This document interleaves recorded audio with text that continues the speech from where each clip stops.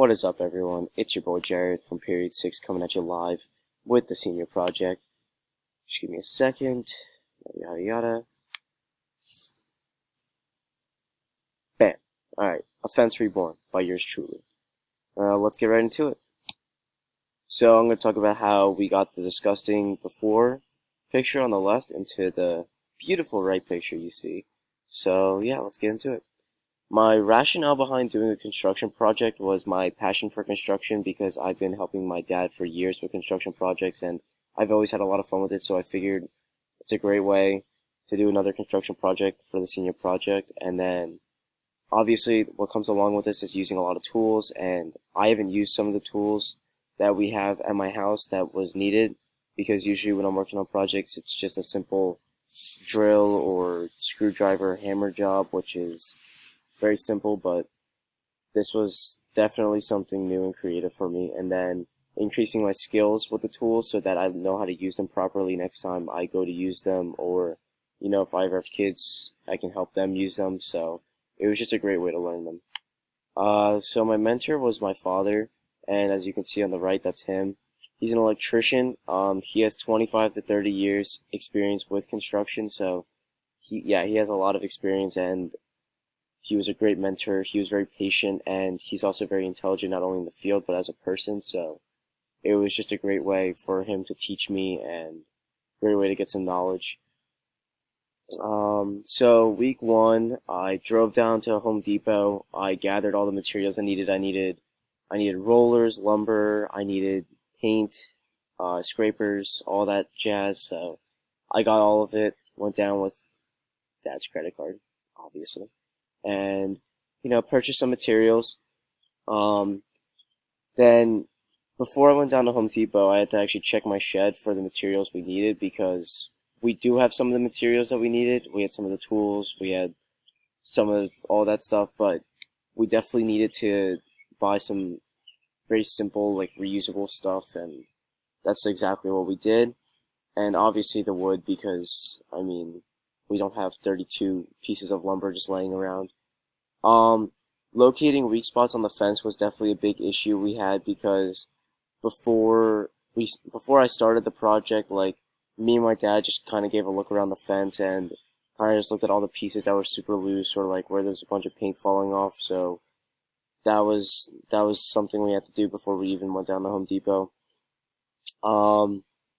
Scraping paint chips. So yeah, I had to scrape a bunch of the paint away on the fence because a lot of it was falling off, and you can't really have that when you're like painting over it. So that was something we had to do. And then on the very first day that we started, we used mold killer to spray away all the mold we had on the fence, because there was a ton of it, and it was actually pretty effective. So what you have to do is you have to spray, and then you have to wait 24 hours to hose it down. And when I hosed it down, it was basically shining, so it was awesome. And then weeks 2 through 4 was the grunt work, so we had to remove all the loose boards that were on the fence and replace them, or we would sand them down, like you could see on the slide, sanding a reusable board. So obviously we would sand the loose boards that we could just nail right back in. Priming new lumber, you could see that in the video that I made. It was very time consuming and tedious, but you kind of have to do it because priming wood is essential for when you're going to do something that's long term, like a fence. And then we also had to nail all the loose pieces together, which was a majority of the project. So we went through about 10,000 nails, I'd say. It was a ridiculous amount of nails. You have to nail it literally every corner, every inch. It was a process, but we got through it. Adding support to the bottom layer was definitely big, so I thought that since we already have a board on the bottom, if we just put one right on top, that it would be more support and it would look nicer, which it did, so it was awesome. Replacing the top boards was a challenge. The top boards were just like very loose and moldy and old, and it was bad. So we just took some of the boards we had primed and we just put them on top after replacing them. And then this was the most annoying part, was straightening the boards and pieces of the fence, because like I said, with the bottom board you have to nail it to like the whole section, and then each individual picket that's lined up with it has to be right on top of it or very close to it, and a lot of the boards were just in terrible shape, so we had to use crowbars and hammers and all sorts of stuff for that. And then here's my video. I think I already have the link copied, so you could just sit back, enjoy, and watch this masterpiece just unfold before your eyes. Let me lower it a little so my neighbors don't get pissed.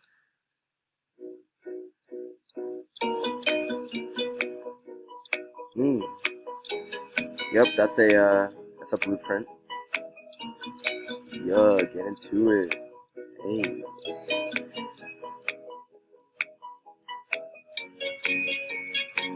There's the mold killer I was talking about.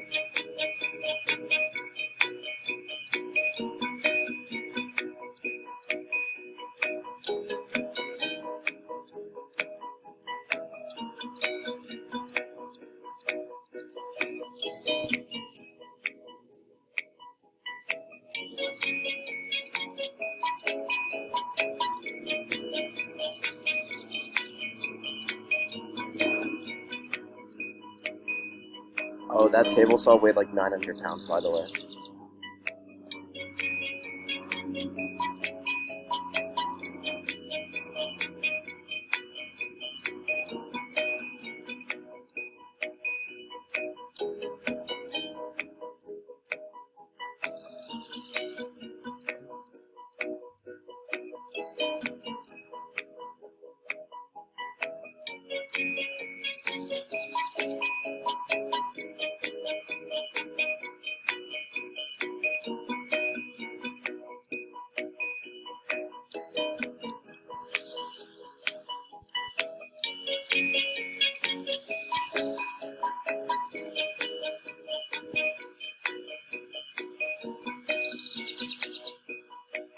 Wow.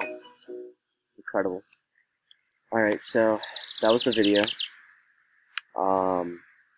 So, I mean, obviously I didn't record the whole fence. I mean, I didn't really have too much storage on my phone, and it's just the same process all around, so that was kind of why I only recorded some of that. And then difficulties and obstacles was definitely straightening the boards, like I said. That was definitely a pain. So when you're priming the boards, when you're painting them, like you saw in the beginning of the video, sometimes like the paint drips down on the side and you don't always catch it, so it leaves drip marks, which is not the best. It kind of leaves like a clump of paint just dried. And I mean, it was only for a fence, which is not bad, but if you're going to do it for another project, that's definitely not a good thing to have. The table saw, like I just mentioned in the video, it was literally like 900 pounds. The ones they use today are like plastic and they're like 3 pounds, but my grandpa gave this one to my dad like 20 years ago, and it's like all steel and cast iron. It's disgusting. And then moving on the side of my shed, because we have this log holder, like a custom made log holder, so it kind of took up a lot of the side and it was hard to maneuver around there, but we got it done. So, and then what I learned was definitely how to use the tools, like the table saw, the chop saw, kind of the belt sander. I mean, I've used it before, but not to that extent. I learned how to use a nail gun, and those are just a list of like 20 tools I learned to use, which was awesome. Troubleshooting difficult situations, like I said with the boards, and even with like the top boards, if they didn't slide in perfectly, like you just kind of have to figure out what to do, and that's kind of what I did. I mean, I just kind of figured you either chop it a little bit, or you can, try and hammer it again, or put pressure on it, just things like that. And then time management and problem solving were probably the two biggest things I took away from this, because time management, we spent probably 4 to 6 hours a day out here working on the fence, because we have to work both on my side and my neighbor's side, so it's double the work. And so, yeah, we had to put a lot of hours into it. We put at least 40 hours into it, and it was very time consuming, but yeah, time management was big, and then obviously, like I said, the problem solving and troubleshooting was also something I learned. And yeah, I mean, that concludes the project, so thank you for watching, and if you guys have any questions, let me know. Alright.